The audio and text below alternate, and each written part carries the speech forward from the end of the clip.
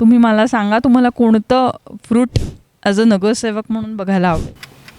आमच्या या भागाच्या ह्याच्याने सर, तुम्ही किती वर्ष झाले इथे राहत आहात?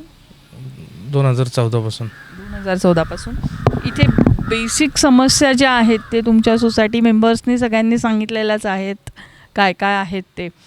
पण तुम्हाला आता इथे जे प्रचार मागायला येतात ते तुमचं ऐकून घेतात असं वाटतं का? अजून तर मी तर भेटलो नाही आहे कोणाला, पण आता पहिलीच निवडणूक आहे इथं.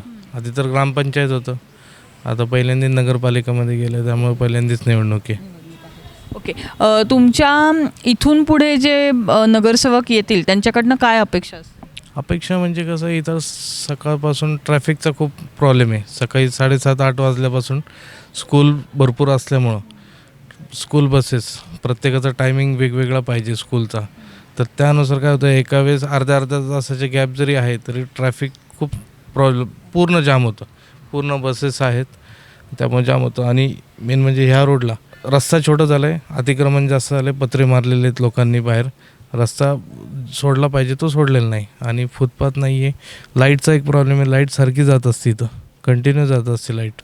सर, आता तुम्ही समस्या सांगितल्याच आहेत, पण आता माझा एक शेवटचा प्रश्न तुम्हाला असा आहे, तुम्ही मतदान करताना पक्ष बघणार आहात का माणूस बघणार आहात? नाही, माणूस बघणार. जाता जाता आपण छोटासा गेम खेळूयात. तुम्ही मला सांगा, तुम्हाला कोणतं फ्रूट ॲज अ नगरसेवक म्हणून बघायला आवडेल?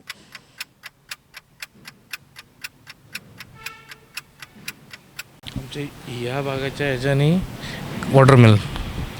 वॉटरमेलन कलिंगड.